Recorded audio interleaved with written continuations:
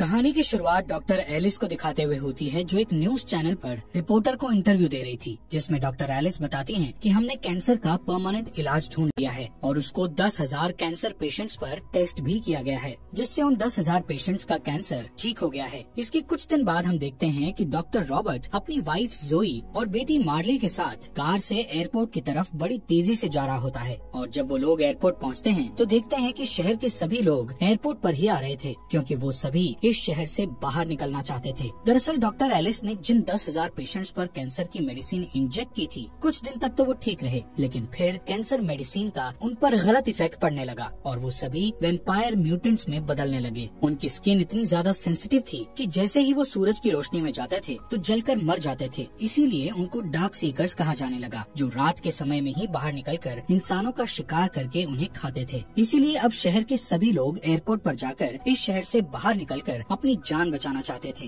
लेकिन एयरपोर्ट पर सिक्योरिटी वाले सभी लोगों की चेकिंग कर रहे थे और सिर्फ उसे ही शहर से बाहर जाने दिया जा रहा था जो इन्फेक्टेड नहीं था। जब रॉबर्ट और उसकी फैमिली को चेक किया जाता है तो मिलिट्री वाले देखते हैं कि वो इन्फेक्टेड नहीं है, इसलिए उन्हें वहाँ से आगे जाने दिया जाता है। आगे जाकर मिलिट्री वाले डॉक्टर रॉबर्ट को कहते हैं कि आपको जाने नहीं दिया जाएगा, क्योंकि आपको इस बीमारी का इलाज ढूंढना है। इसलिए जोई और मार्ले को एक हेलीकॉप्टर में बैठा दिया जाता है, लेकिन जब उनका हेलीकॉप्टर टेक ऑफ करता है तभी दूसरी तरफ एक हेलीकॉप्टर पर कुछ डार्क सीकर्स अटैक कर देते हैं, जिस कारण वो हेलीकॉप्टर डिसबैलेंस होकर जोई और मार्ले वाले हेलीकॉप्टर से जाकर क्रैश हो जाता है और वो मारी जाती हैं। ये देखकर रॉबर्ट को एक बहुत बड़ा झटका लगता है, वो बहुत ही ज्यादा दुखी हो जाता है। यहाँ से कहानी 3 साल आगे चली जाती है, जहाँ पर हम देखते हैं कि इस वायरस से पूरी दुनिया में जितने भी लोग थे वो सभी डार्क सीकर्स बन चुके हैं। सिर्फ 1% लोग ही इंसान बचे हैं जो इनसे छिपकर अपनी जिंदगी काट रहे हैं। पूरी दुनिया नर्क से भी बदतर वीरान बन चुकी है। तभी हम डॉक्टर रॉबर्ट को देखते हैं, जो अब तक बचा हुआ था। इस वक्त रॉबर्ट अपनी भूख मिटाने के लिए अपने कुत्ते सैम के साथ कार से एक हिरण का शिकार कर रहा था। काफी मेहनत के बाद आखिरकार वो हिरण एक जगह पर खड़े होकर कुछ खाने लगता है। रॉबर्ट उस पर शूट करने ही वाला होता है कि तभी एक शेरनी उस हिरण पर अटैक कर देती है। उसी वक्त उस शेरनी का परिवार वहाँ आ जाता है। उसी टाइम रॉबर्ट की घड़ी का अलार्म बजने लगता है। रॉबर्ट देखता है कि सूरज ढलने वाला है और कुछ देर बाद अंधेरा छा जाएगा, जिससे सभी डार्क सीकर्स बाहर निकलकर शिकार करने लगेंगे। इसलिए वो अपने कुत्ते सैम के साथ अपने घर पर आ जाता है, जहाँ वो दोनों खाना खाकर अंधेरा होने से पहले अपने घर की सभी विंडोज और दरवाजों को अच्छे से लॉक करके घर की सभी लाइट्स बुझा देते हैं, जिससे कि डार्क सीकर्स को लगे कि वहाँ पर कोई भी नहीं है। इसके बाद रॉबर्ट अपने डॉग के साथ बाथ टब में जाकर सो जाता है। वहीं कुछ देर बाद उन्हें डार्क सीकर्स की आवाजें आने लगती है, मतलब कि वो बाहर निकल चुके हैं। अगली सुबह रॉबर्ट थोड़ा वर्कआउट करने के बाद अपनी लैब में जाता है।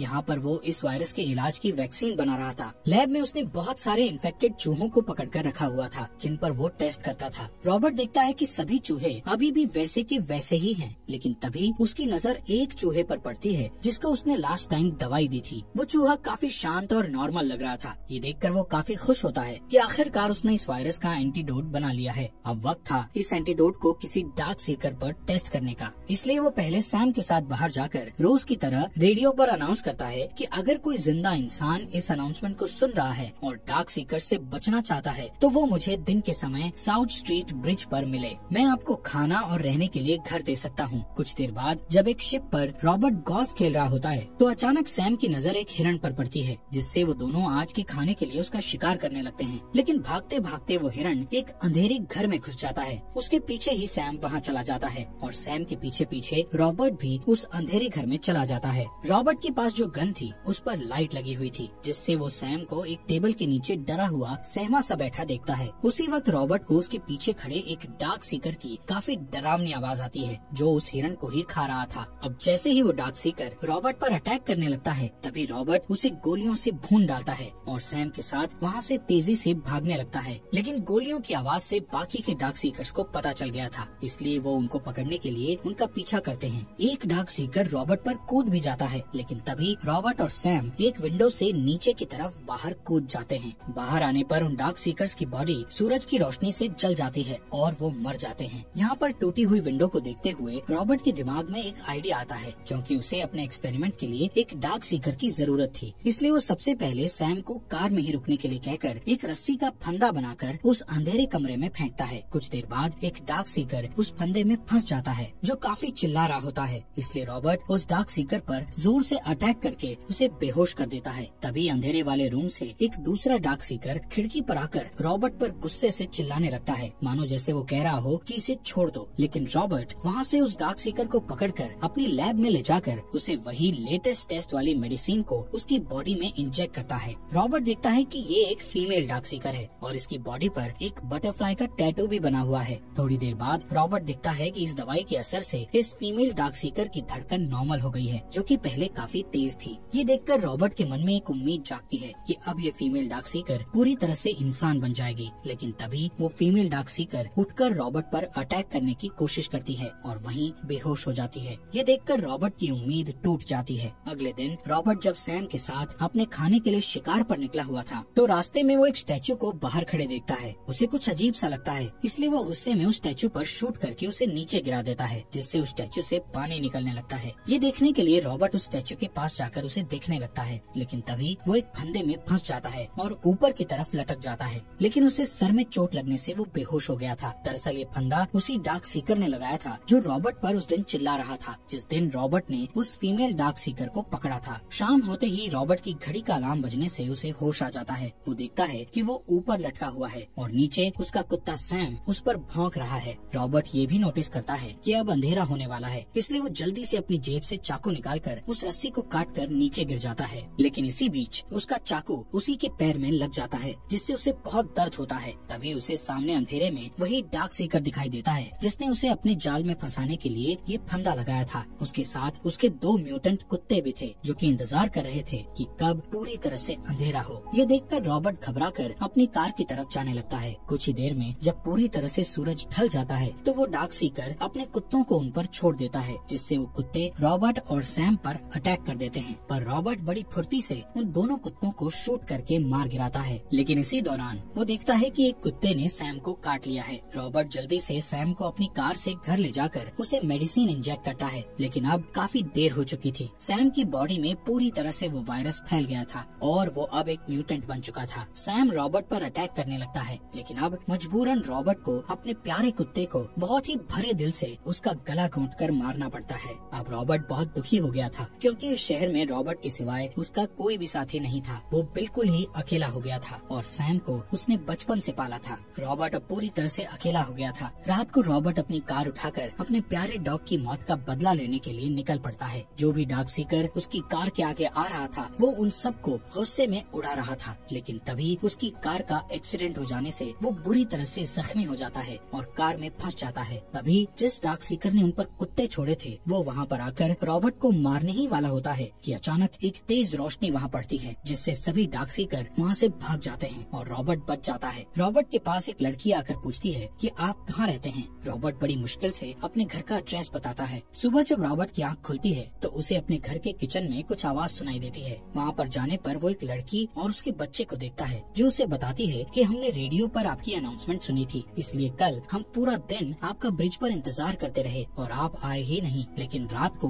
आप हमें एक डार्क सीकर्स के बीच फंसे हुए मिले और आपके एड्रेस बताने के मुताबिक हम आपको आपके घर पर ले आए। वो लेडी बताती है कि मैं एना हूँ और हम सिर्फ 2 ही बचे हैं। हमारे बाकी साथियों को डार्क सीकर्स मारकर खा गए। वो बताती है कि हम वॉरमोट जाने वाले थे जहाँ पर बचे हुए बहुत से लोग हैं। ये सुनकर रॉबर्ट कहता है कि ऐसी कोई जगह नहीं है, लेकिन वो लड़की बोलती है कि पहाड़ों में ऐसी एक जगह है क्योंकि ये वायरस ठंड बर्दाश्त नहीं कर सकता। ये सुनकर रॉबर्ट काफी गुस्से में उस पर चिल्लाकर बोलता है कि ऐसी कोई जगह नहीं है जहाँ पर इंसान डार्क सीकर्स के कहर से बचे हों, और इतना कहता हुआ वहाँ से चला जाता है। शाम को रॉबर्ट लैब में जाता है जहाँ पर वो उस फीमेल डार्क सीकर की बॉडी के नीचे बर्फ रखकर उसे मेडिसिन का इंजेक्शन देता है। तभी वहाँ पर एना आ जाती है। ये देखकर एना रॉबर्ट से पूछती है कि क्या ऐसा करने से ये ठीक हो जाएगी। रॉबर्ट कहता है कि शायद बर्फ से इसकी बॉडी का तापमान नॉर्मल हो जाए, जिससे इसकी बॉडी में मेडिसिन का असर बढ़ जाएगा। रात होते ही रॉबर्ट अपने घर की सभी विंडोज और डोर्स को लॉक कर देता है, लेकिन तभी उसे अपने घर के आसपास काफी सारे डार्क सीकर्स की आवाजें आने लगती है। वो एना से पूछता है कि तुम मुझे किस टाइम पर घर लेकर आई थी। एना बताती है कि सुबह होने ही वाली थी। ये सुनकर रॉबर्ट कहता है कि उन्होंने हमें ढूंढ लिया और वो हमारे घर की तरफ ही आ रहे हैं हमें खत्म करने। लेकिन रॉबर्ट ने उनसे निपटने के लिए पहले से ही अपने घर के आसपास बॉम्ब सेटअप किए होते हैं, जिन्हें वो एक एक करके ब्लास्ट कर देता है, जिससे काफी सारे डार्क सीकर्स मारे जाते हैं। लेकिन तादाद में ज्यादा होने की वजह से काफी सारे डार्क सीकर्स घर के अंदर घुसकर उन पर अटैक करने लगते हैं। रॉबर्ट भी उन्हें शूट कर रहा होता है, लेकिन वो अपनी जान बचाने के लिए लैब में चले जाते हैं। लैब में वो देखते हैं कि उस फीमेल डार्क सीकर पर उस मेडिसिन का असर होने लग गया था, वो ठीक हो रही थी, यानी उन्हें इस वायरस का क्योर मिल गया था। लेकिन तभी लैब में बहुत सारे डार्क सीकर्स तेजी से आने लगते हैं। ये देखकर रॉबर्ट जल्दी से लैब का बुलेट प्रूफ दरवाजा बंद कर देता है। रॉबर्ट उन सबको जोर जोर से चिल्लाकर बोलता है कि मैंने इलाज ढूंढ लिया है और मैं तुम सबको ठीक कर सकता हूँ। उसी वक्त वहाँ पर उन सब डार्क सीकर्स का बॉस आ जाता है और गुस्से में दरवाजे पर जोर जोर से टक्कर मारने लगता है, जिससे दरवाजे पर बटरफ्लाई का डिजाइन बन जाता है। इसके बाद वो बॉस डार्क सीकर अपने ब्लड से उस दरवाजे पर एक और बटरफ्लाई का निशान बनाता है। तभी रॉबर्ट को याद आता है कि ऐसा ही बटरफ्लाई का टैटू उस फीमेल डार्क सीकर की बॉडी पर है। रॉबर्ट समझ जाता है कि ये फीमेल डार्क सीकर दरअसल उन सभी डार्क सीकर्स के बॉस की पार्टनर है, जिसके लिए वो सभी यहाँ पर उसे लेने आए हैं। इसलिए अब रॉबर्ट उस फीमेल डार्क सीकर को लेकर बाहर बॉस डार्क सीकर के पास चला जाता है, जिससे बाकी के सभी डार्क सीकर्स उस पर अटैक करने की कोशिश करते हैं, लेकिन उनका बॉस चिल्लाकर उन्हें रोक देता है। इसके बाद रॉबर्ट एक सिरिंज निकालकर उस फीमेल डार्क सीकर का थोड़ा सा ब्लड निकाल लेता है। तभी उस फीमेल डार्क सीकर को होश आ जाता है और वो अपने पार्टनर को देखकर उसके गले लग जाती है। इसके बाद उनका बॉस अपनी पार्टनर को लेकर उन सभी डार्क सीकर्स को वहाँ से ले जाता है। अगली सुबह रॉबर्ट एना और उसके बेटे के साथ वॉरमोट की तरफ निकल पड़ता है। एना रेडियो में अनाउंस करती है कि अगर कोई अभी भी जिंदा बचा हुआ है तो हमें वॉरमोट मिले, क्योंकि हमने इस वायरस का इलाज ढूंढ लिया है। और इसी के साथ ये अमेजिंग मूवी यहीं पर खत्म हो जाती है।